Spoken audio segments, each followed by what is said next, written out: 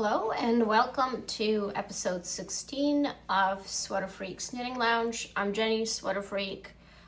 This is my almost weekly podcast. I'm trying to do it weekly, but it doesn't always work out. And I haven't done an episode in a couple of weeks, but I'm back now. And yeah, so this is my little channel. So if you're coming back, thanks for watching this again. If you are new, welcome to the channel and hope you like the content. And it's mostly about knitting, so I chat about my designs, I chat about yarn, I chat about knitting tools, basically everything to do with knitting. So yes, let's get into it. So this is episode 16, and I've been pretty busy for the past few weeks, so I haven't been able to record anything just because I do have a full-time job aside from knitting, so which does, make things a little bit challenging sometimes. Allocating time and managing time for, podcasts sometimes basically comes last. And yeah, so I wanted to chat about several things in this episode.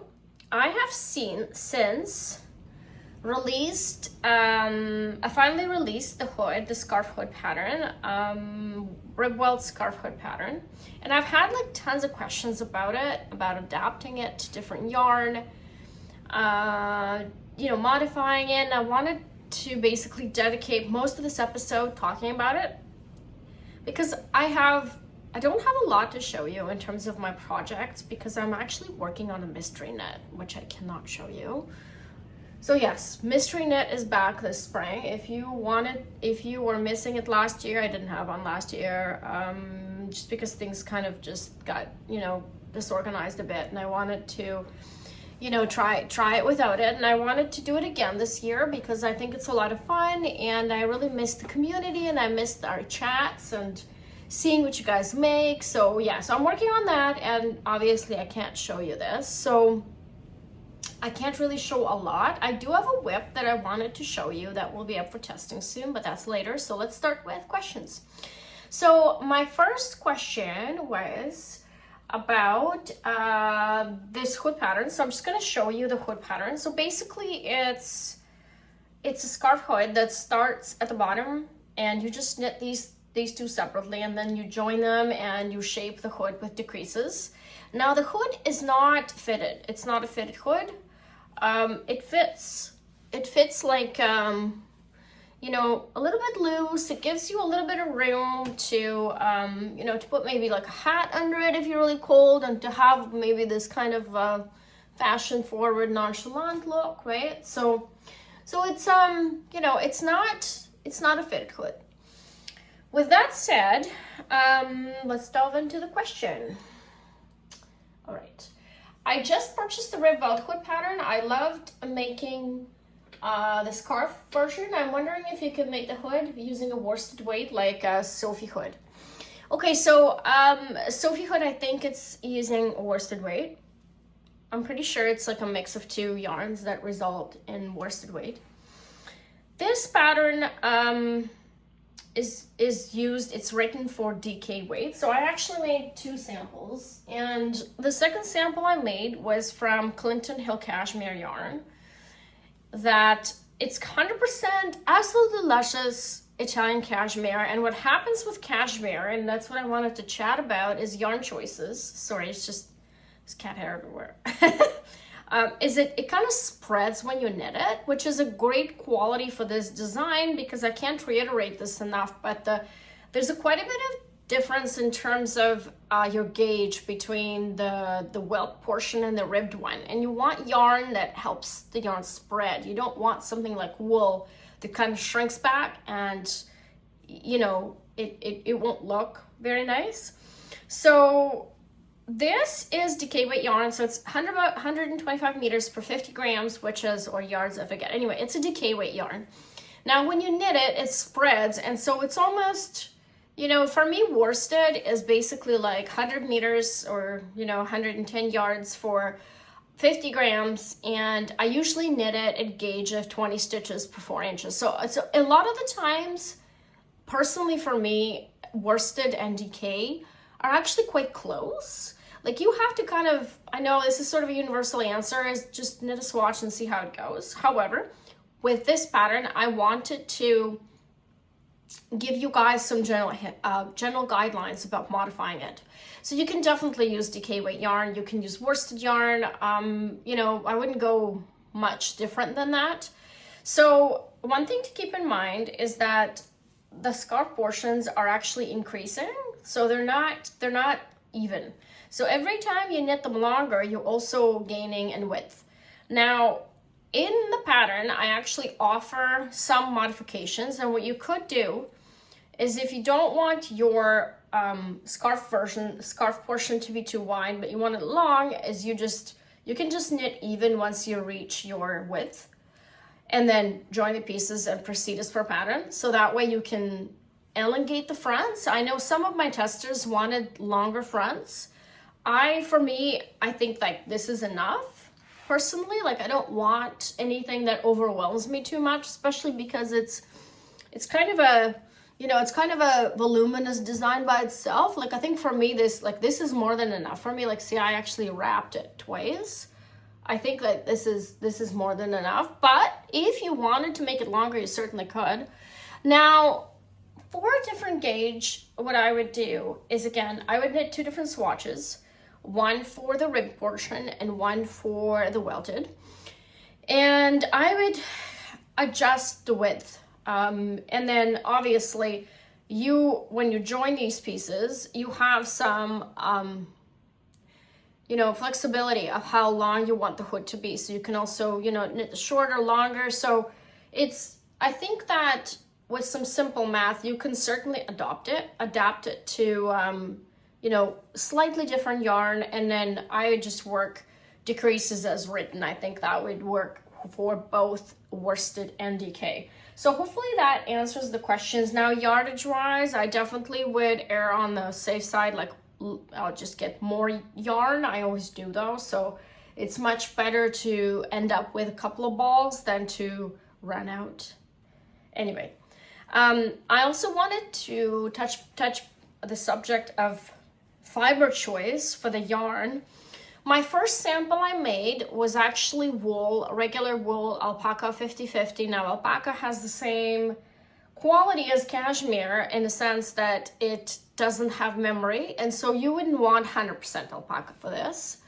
I mean, you could do it, but I think that, you know, a little bit of memory would work better. So alpaca wool mixes I think would work great too. Like if you don't want to buy cashmere, or you can't buy cashmere, you know, I realize cashmere is a very elite choice, and you know, you could go with I know that Santa's Garden has alpaca wool mix. I know that Drops has a really affordable option that you could definitely substitute, that I think is actually exactly the same as this yarn. This yarn I've had in my stash for, oh my gosh, back from the land days, you know, land.com. Anyone remembers the land.com? If you do comment, because I think it's quite a bit of a memory lane for me. Like they used to be local to me here in Delta, BC, and in 2014 they closed and they went off to Amazon, and then eventually during COVID they just completely ceased operations. So I bought a lot of my stash from them. And I bought this from them, and I also have a lot, like a wool, a sweater, a lot of this wool, but in a different color. And I absolutely loved working with it. Alpaca wool mixes are my favorite. So I would always, if I could find something that I like, I would just go and grab a bunch, because I know that this is something I would definitely knit with. Now, yeah, so basically this has kind of it's like a good substitute for cashmere. Obviously cashmere is very luxury, so they don't feel the same, but for the purpose of evening out the gauge, you know, the pattern, like say that it's more or less evened out, it's actually more or less comparable in that sense, the quality. So yeah, drop me a line if you have knit the hood or you're intending to knit the hood. If you have any questions, you could always email me. You could, you know, comment here. And yeah, so that's pretty much what I wanted to say about this pattern, and I hope you like it. I know the hoods are everywhere these days, and these guys are getting mailed out. This one is a gift from my sister, and this one's going back to, you know, Rebecca from Clinton Hills, so she could use it in her booth in any of the shows she runs. And yeah, that's pretty much it for this. I have another couple of questions from you guys. So let's see here. Sorry, my computer just, there you go. Okay, the second question is about grab and go scarf. Is there any modification you can suggest so that I can use DK weight yarn to make grab and go scarf? Okay, so this, whoever asked this didn't mention which version they would like to knit. The pattern includes 2 different versions. One of them I've already mailed out to my sister, and this one is the first version, which I actually prefer. So you start out, you increase until the desired width, and then you knit even, and then you decrease. So that's actually my preferred shape, because I find that the elongated triangle is not that wearable for me. Like, I actually like this a lot better. It's a lot more wearable for me. So this is knit from Ms. Babs Laurel Falls, which is a sport weight yarn. It's 300 meters or yards, I forget. I think it may be yards, 400 grams. It's a springy wool yarn, absolutely delightful merino yarn. Yes, you could knit that in DK. You would just have to knit a swatch and figure out your difference, and probably stop your increases sooner because your piece will be bigger sooner. So, and then, you know, knit even and then just decrease. If you're knitting the elongated triangle version, same thing. You just get to the point where you're happy with the width, and then you start decreasing using the, you know, instructions in the pattern. It's pretty easy, I think. Like, I think you could actually adopt this to any weight, to be honest. I mean, I wrote it for, the stitch numbers are for sport weight, but you could adopt it to many yarn weights. The only thing you'd have to do is write down your stitch count, just so for yourself, not to get confused. All right, I hope, you know, I hope that answered it. And then, the third question is about tubular cast on. So somebody was asking me what would be the easiest method to tubular cast on, and I use a method that's not very common. It's a method that I found on YouTube, and I actually filmed my own tutorial as well. It involves more steps. I will link to the tutorial in the show notes, but it does involve more steps, but it's guaranteed to give you results. So I've tried for years, you know, I have one pattern that uses it. So this is Diamond Mine Hat, which has this nice, I call it store-bought, you know, cast on here, which is sort of rolls in, like you can tell it's, yeah. So for years I wanted to try this out, and every time I would use any of these tutorials online, it would be a mess. Like, I would cast on 96 stitches or whatever from my hat. It would all tangle up. It just didn't work for me. It didn't work for me. Maybe I might be too tight of a knitter. It just didn't work.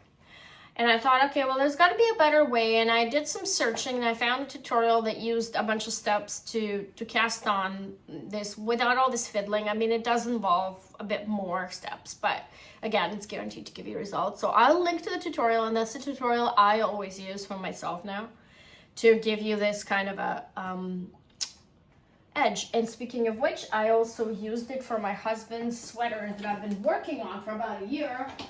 I know, I'm ashamed to admit this. It's been taking way too long. But I basically used the same, it's like similar chart to the Diamond Mine Hat. And I also used the same kind of cast on for the neck, so that it looks, you know, it has this nice finish, right? So I'm almost done the yoke. Wish me luck. I mean, he's a very tall guy, so it's gonna take me a long time to knit the body.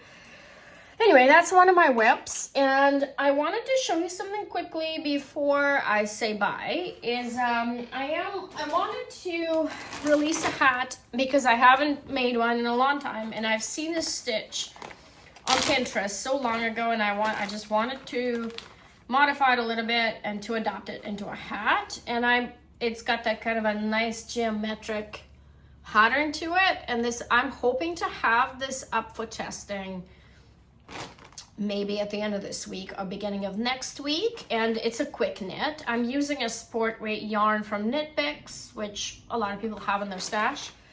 And it's a nice spring hat, something different. I'm in a little bit of a crossroad in a sense of trending. You know, there's a lot of simplicity, simple trends in knitting, but there's only that many simple garments and hats and all that. At some point you have to diversify, and I think that I really love this pattern because it's simple, but it's not, I don't really see it being used very often. Actually, I haven't seen it being used at all. So yeah, it'd be nice to have it adopted to a hat. It's fun. It's a fun pattern. Anyway, that's my whip, and I'm becoming more of a monogamous knitter. I can only work on maybe 2 projects at the same time.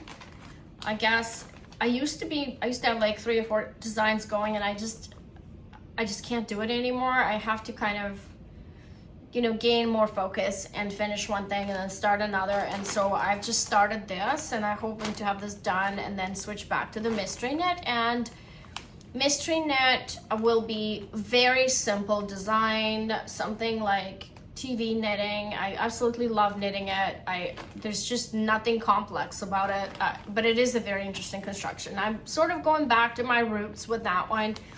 I tried doing stitch sampler knit-alongs, and I just wasn't feeling it. It's not my thing. It's not something I would wear. So I went back to a very simple, model, essentially, because that's something I wear, and that's something I can see in my own wardrobe. So yeah, I hope you enjoyed this episode, and see you next week. Bye.